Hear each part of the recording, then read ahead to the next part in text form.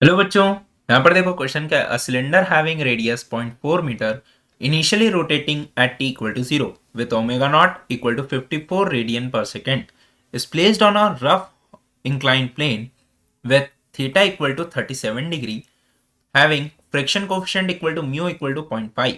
The time taken by the cylinder to start pure rolling is।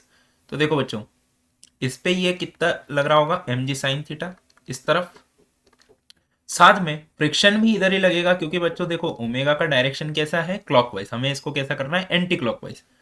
तो ये आ जाएगा friction, और वो कितना हो जाएगा बच्चों, mu M G cos theta, है ना।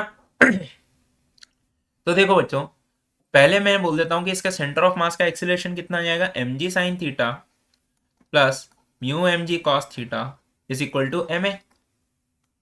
ठीक है, तो acceleration is equal to G sine theta plus mu G cos theta by, अच्छा मास तो कैंसिल ही हो गया तो बाय कुछ नहीं आएगा।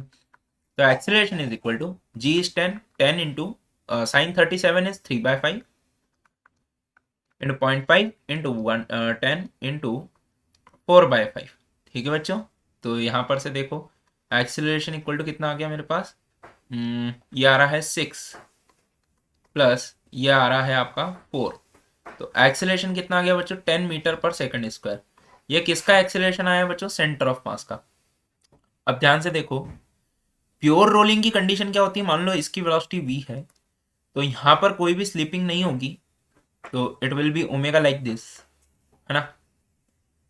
तो ये हो जाएगा आर ओमेगा और इधर आ जाएगा v। तो हमारे पास प्योर रोलिंग का केस क्या होता है बच्चों, v equal to R omega, है ना। v equal to R omega, तो v इक्वल टू हम क्या लिख सकते हैं, u plus a t. Let say after time t the pure rolling will stop. तो इनिशियली सेंटर ऑफ मास की वेलोसिटी कितनी बच्चों, 0 प्लस 10 इंटू टी। तो v कितना आ गया बच्चों, 10t के बराबर। और हमारे पास एक आएगा अल्फा फ्रिक्शन के कारण, तो F into R is equal to M R square by 2 into alpha. तो देखो बच्चों, friction force is mu M G cos theta into एक आर से एक आर तो कैंसिल कर देते हैं, तो M R alpha by 2। Okay बच्चों, तो यहां से देखो अल्फा निकालता हूं मैं, तो कितना हो जाएगा, 0.5 इंटू 10 इंटू कॉस 37 इज 4/5 बच्चों, अपॉन में आर। आर कितना दिया हुआ है, 0.4, और मल्टीप्लाई में 2 भी आएगा। ठीक है बच्चों, ये 0 से ये 0 उड़ा दो, 5 से 5 उड़ा दो, 4 से 4 उड़ा दो, तो अल्फा की वैल्यू कितनी आ गई बच्चों, 20 रेडियन पर सेकंड स्क्वायर।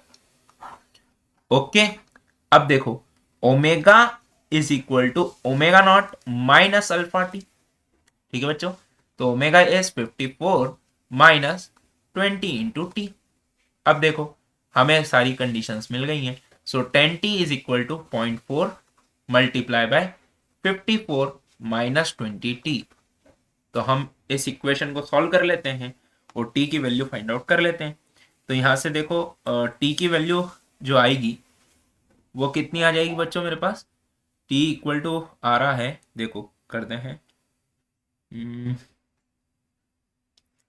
ये देखो, तो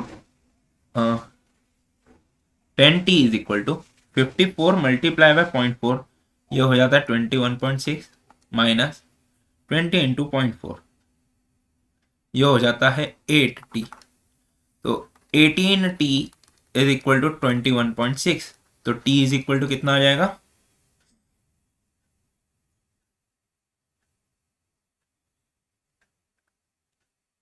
तो ये आ रहा है बच्चों 1.2 सेकेंड्स।